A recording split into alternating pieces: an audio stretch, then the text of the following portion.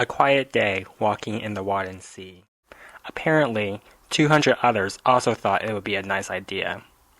Waiting for the walk to start, I saw cars and tour buses line up as far as the eye could see.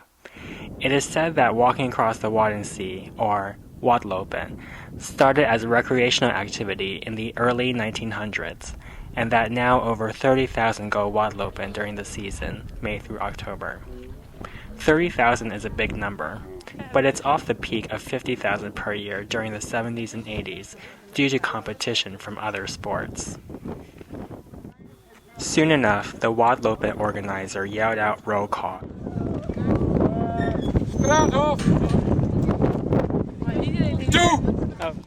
I had made my way from Eindhoven to Pieterburen in the morning. Round trip, 11 hours of travel time for 3 hours of hiking.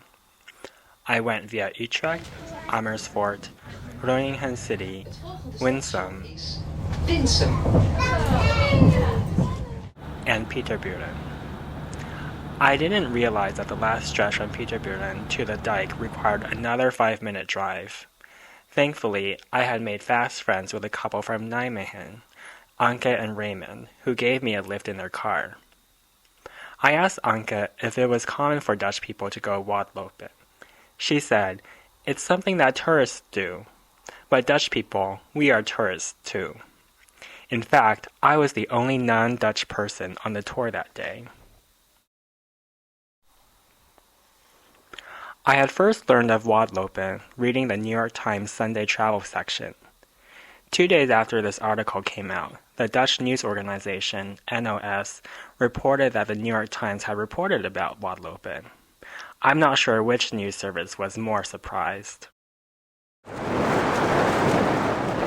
The Wadden Sea is the largest unbroken system of intertidal sand and mudflats in the world, according to UNESCO, which designated the area as a World Heritage Site.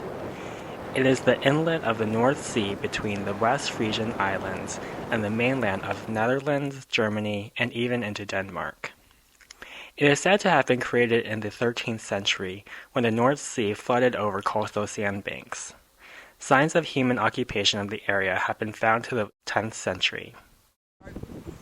Today, the Wadden Sea is home to diverse flora and fauna, including many migratory birds, crabs, and the harbor seal.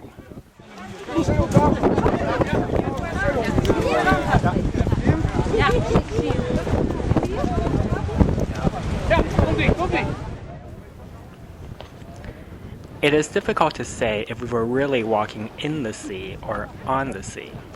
There were peaks and valleys below the muddy waters, so at times it was like walking on the beach. At other times, we were waist deep in water.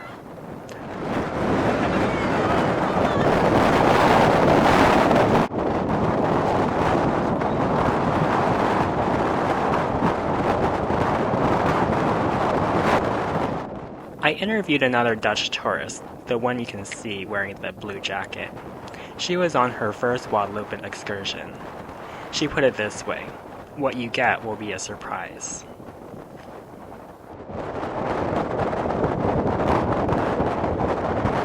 The Wadlopen experience made me look at several Dutch conceptual artists' work with new eyes. For instance, the hidden logic of the sandy terrain, obscured from human perception by the muddy waters, made me think about Stanley Brown anew. In the 1960s, Brown produced a series entitled This Way, Brown. He asked strangers to draw directions between 2 points. These drawings were then stamped by the artist. Abstract, seemingly pointless meanderings, yet based on the pre-existing logic of a specific route.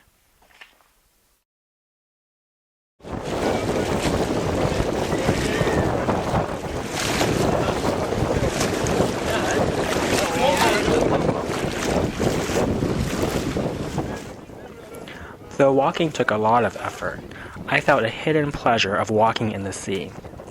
The water was surprisingly warm, and once I got used to the mud, it was no problem to go deeper and deeper. In fact, I once lost my balance, but I was so deep in the mud that my knees couldn't fall forward. I stayed upright, held in place by the brown slime. I couldn't help but laugh.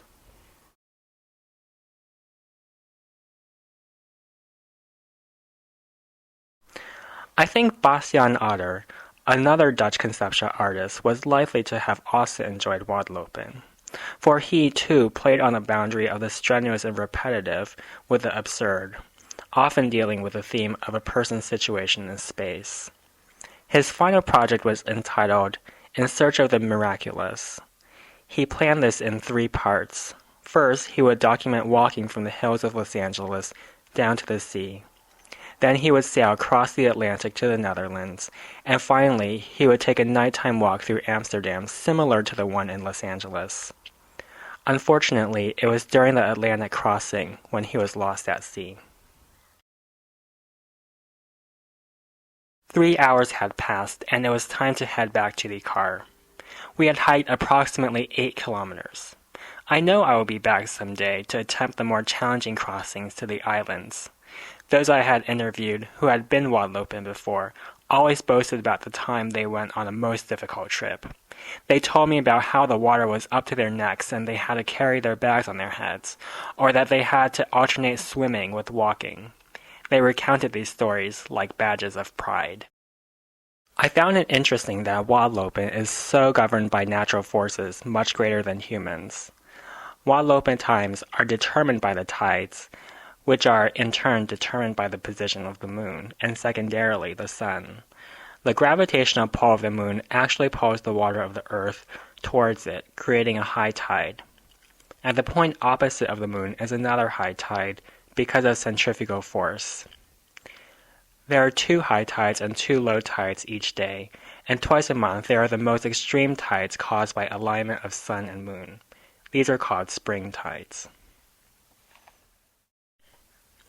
The tides bring to mind a third Dutch conceptual artist, Jan Dibbets. In the late 1960s, Dibbets created a work of art entitled 6-Hour Tide Object with Correction of Perspective. He drew a rectangle in the sand using a bulldozer. The lines in the sand were then erased as the tide came in.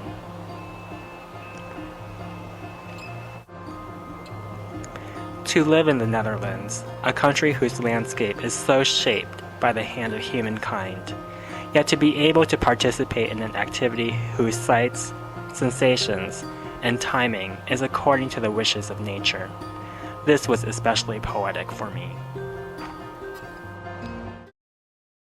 I asked myself, what if you aren't able to take a journey to the Wadden Sea? What if you could have this experience of taking a walk, guided by the invisible forces of nature with its unseen logic, but right where you are in your everyday environment in the city?